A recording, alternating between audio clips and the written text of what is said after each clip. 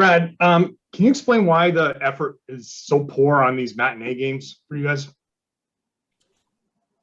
Well, when was the last matinee we played? Denver? And then we had one since then? They've been poor early in the year. I was hopeful that that had changed. But listen, we got outplayed, outcoached, outhustled. They were the better team today. I thought that their speed gave us fits, and they really pushed the ball. And when they got in the half court, they kept it flying around. I thought we were slow to move it, and they were fast to move it. And I thought it was I thought, and I said to the team at halftime, I thought we were guarding them like we were expecting to play against ourselves. Like we were going to hold it for an extra dribble instead of like boom, boom, boom. They just flung that thing around. And give them a lot of credit today. They clearly set the tone. They were clearly the better team. And, like I said, we got outplayed and outcoached. Gary Washburn. Brad, 12 three-pointers in the first half. It seemed like they were just allowed to step into threes, or the extra pass created an open three. How can you guys defend better? And is it to the point where you're going to have to maybe, when effort isn't there, guys aren't getting back, you're going to have to maybe remove them from the game, penalize playing time, something? Yeah, shake guys up?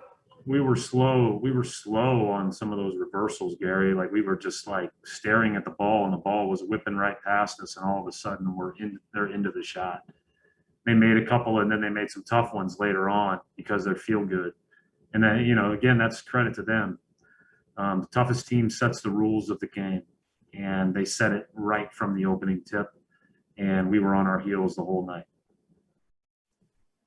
Chris Ryan. Hey, Brad, obviously it's been a year where you've wanted to have your entire lineup together, and this is a game where you almost do. Obviously, Rob's still out. What's the frustration that in a game where you have everybody back, there's this type of a performance? Well, I just talked to the team after the game. I mean, in the past, we may have been able to get away with a subpar performance in different games. This team hasn't won a game all year that I can remember where we played subpar. And so that just is a good indicator that we need to be on it. We need to be better. We need to play better. And, credit Charlotte. They were terrific today. They made every shot. They were moving that ball. They were flying up the floor. They were physical. Their switches were great. They protected the rim, blocked a ton of our shots, or at least felt like they impacted a ton of them in the paint. And so credit them. They deserve that. And at the same time, our B game's not going to be good enough, no matter who's available. Gary Washburn.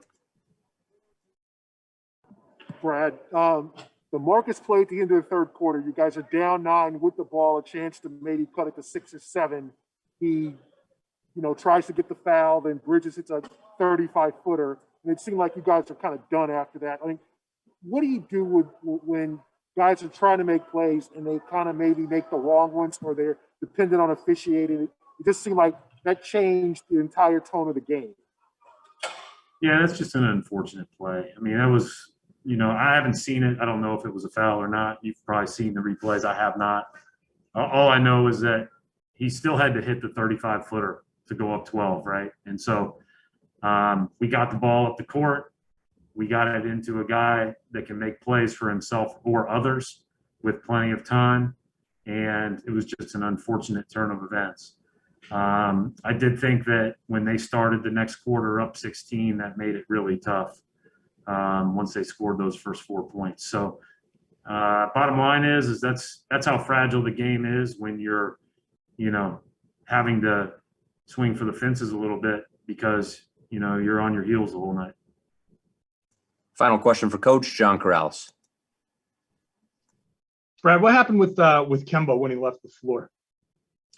He, I don't know if he strained as he went up to raise his hand to challenge a shot. I don't know what happened, but they came back, said he was fine and good to go from there. But that's why I called that timeout so quickly after the one before, because Kemba went back to the locker room. I don't know if he felt like he pulled something or if it was just uncomfortable. in that instant, but right when he raised his hand to challenge that shot, he grimaced and he said something like, "Get me out." And so that's why we had to stop the clock. And he went back, got checked. He seemed fine after the game. All right, we'll wrap it right there. Thanks, Coach.